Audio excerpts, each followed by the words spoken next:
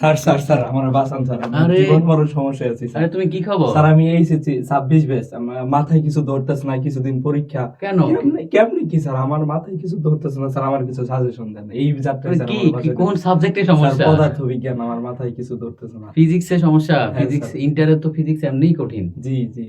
তোমার একে তো কঠিন, তার উপরে আমাদের সেই নতুন শিক্ষামন্ত্রী চলে আসছে, হেলিকপ্টার দিয়ে বলে স্যার, হেলিকপ্টার আমার মিলন, তো খুব ভয় মিলন আছে। সাহেব আর কি।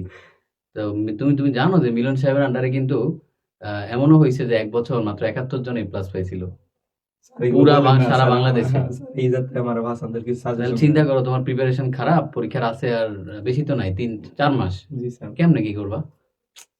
স্যার আপনারা পাইছি স্যার, প্লিজ স্যার আপনার একটা গতি করে আচ্ছা দেন। শোনো, আমি বলি, তো যেহেতু চলেই আসছো, জি স্যার। যেহেতু চলেই আসছো, আসলে ডাক্তারের কাছে এখন চিকিৎসা দিতেই হবে। জি স্যার। আমাদের এসএসসির পদার্থ বিজ্ঞানে আমি তোমাকে একটা চরম সত্য কথা বলি।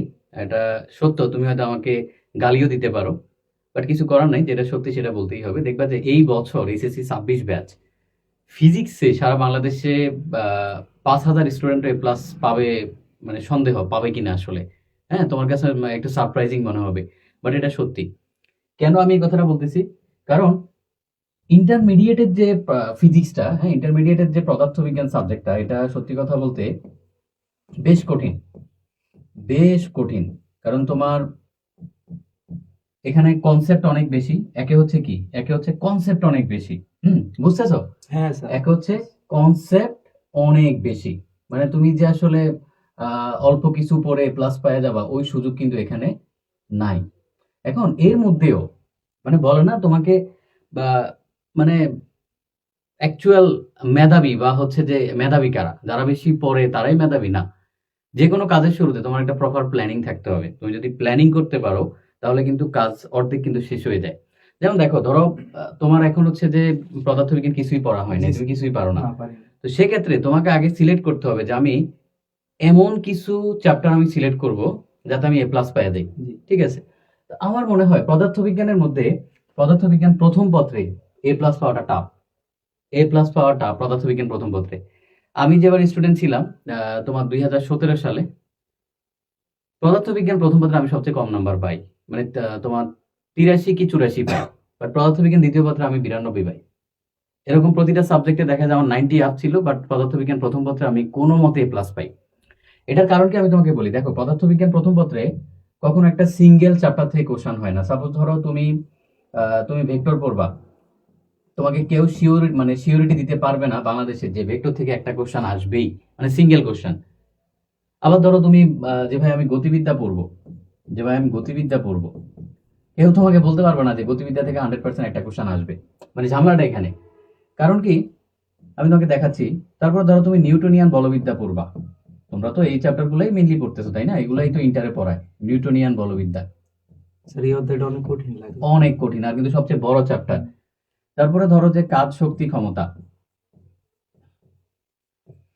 এখন এই 4টা চ্যাপ্টার থেকে প্রবলেম হলো তোমার বড় যে 3টা কোশ্চেন আসবে 4টা চ্যাপ্টার থেকে।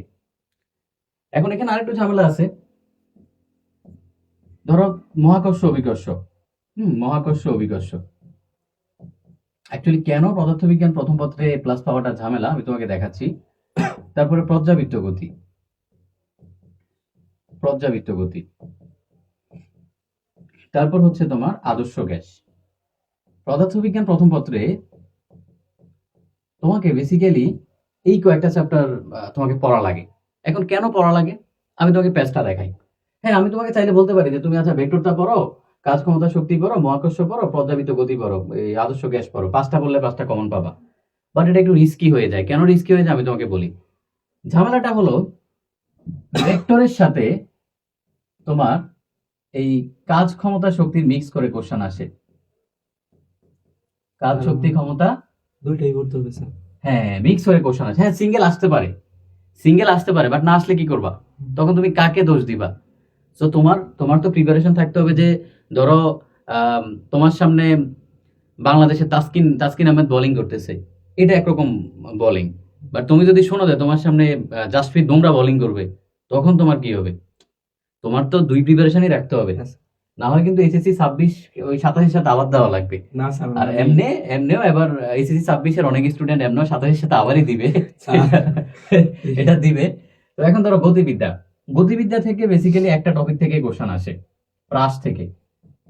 এই জন্য দেখা যায় যে এই গতিবিদ্যা থেকে সব বোর্ডে কোশ্চেন তোমার নাও আসতে পারে, কারণ আসে এক টপিক থেকে। নিউটনিয়ান বলবিদ্যার সাথে তোমার ভেক্টর মিক্স করে কোশ্চেন আসে, ভেক্টর মিক্স করে। কাজ ক্ষমতা শক্তির সাথে তোমার পর্যাবৃত্ত গতি মিক্স করে কোশ্চেন আসে। তাহলে ঝামেলাটা দেখো, ঝামেলাটা বুঝতে পারছো যে অ্যাকচুয়ালি তোমাকে আমি বলতে পারি যে ভাইয়া তুমি ভেক্টরটা পড়ো, যে ভাইয়া তুমি মহাকর্ষ পড়ো, পর্যাবৃত্ত গতি পড়ো, আদর্শ গ্যাস পড়ো, 4টা চ্যাপ্টার, কাজ ক্ষমতা শক্তি পড়ো, তোমাকে এরকম 5টা চ্যাপ্টার আমি বলতে পারি। বাট প্রবলেম হইলো এই 5টা থেকে সব বোর্ডে আসবে না। ধরো তুমি বরিশাল বোর্ডে কমন পাইলা, যশোর বোর্ডে কমন পাইলা, দেখবে যে কুমিল্লা বোর্ড কমন পাও নাই, দেখবে যে ঢাকা বোর্ড কমন পাও নাই। ঝামেলাটা বুঝছো? জি স্যার। এটা হলো প্রবলেম। এই জন্য পদার্থবিজ্ঞান প্রথম পত্রে এ প্লাস পাওয়াটা হলো ইন্টারমিডিয়েটের সবচেয়ে টাফ। এবং এই বছর আমি চ্যালেঞ্জ করে বলতেছি, দেখবা 5,000 স্টুডেন্ট এ প্লাস পাবে না সারা বাংলাদেশে তোমার ফিজিক্সে। তুমি মিলাই নিও আমার কথা। এখন এত এত জটিলতা, তাহলে আসলে করবোটা কি? দেখো সবকিছুরই তোমার একটা মানে স্ট্র্যাটেজি থাকে, প্ল্যান থাকে। কঠিনের মধ্যেই তো আমরা প্লাস পাই আসছি, তাই না? কঠিনের মধ্যেই আমরা প্লাস পাই আসছি।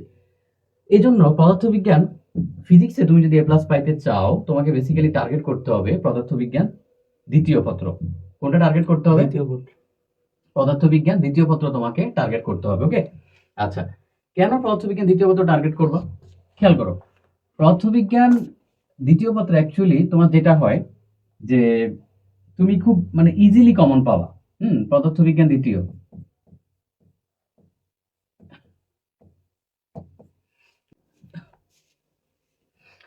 পদার্থবিজ্ঞান দ্বিতীয় পত্রে এ প্লাস পাওয়াটা খুবই সহজ।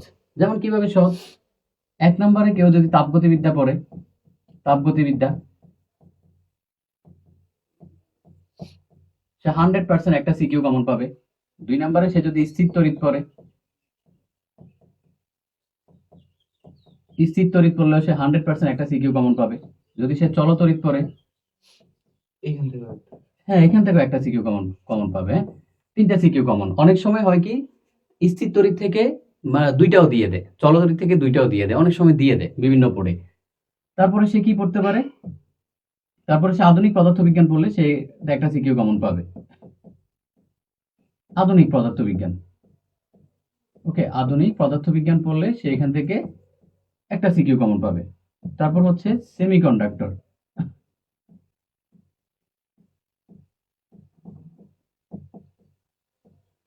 ওকে। তাহলে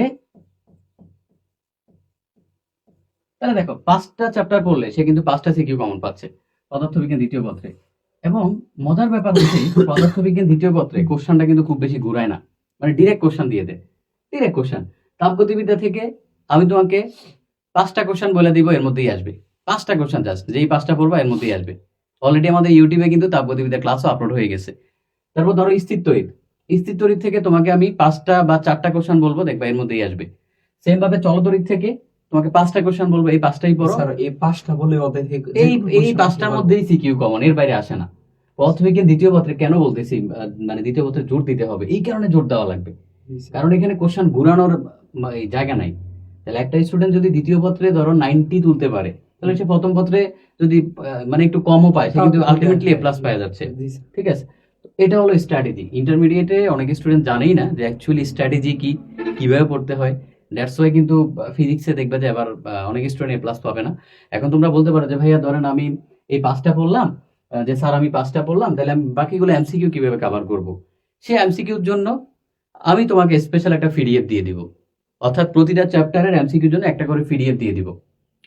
সেই পিডিএফ গুলা পড়লেই তোমার এমসিকিউ কভার হয়ে যাবে। তাহলে আর কি লাগে? আর তো কিছু লাগলো না। আর কিছু লাগে? ধন্যবাদ স্যার। আর কিছু লাগে? হ্যাঁ, তো তার মানে পড়তে হবে কি এভাবে? ঠিক আছে, বুঝতে পারছো? হ্যাঁ, তাইলে মানে শুধু পড়লেই হবে না, পড়তে হবে স্ট্র্যাটেজিক্যালি। তাইলে কি শুধু এ প্লাস না, এই সাজেশন ফলো করলে 90 আপ পাওয়া পসিবল। পাবা ইনশাআল্লাহ স্যার। আমার বিশ্বাস তুমি ইনশাআল্লাহ 90 আপ পাবা। দোয়া করেন স্যার। আর আমার মতো তোমরা যারা এরকম সিচুয়েশন আছো, স্যারের এই কথাগুলো শুনো, ইনশাআল্লাহ ভালো কিছুই হবে। হ্যাঁ।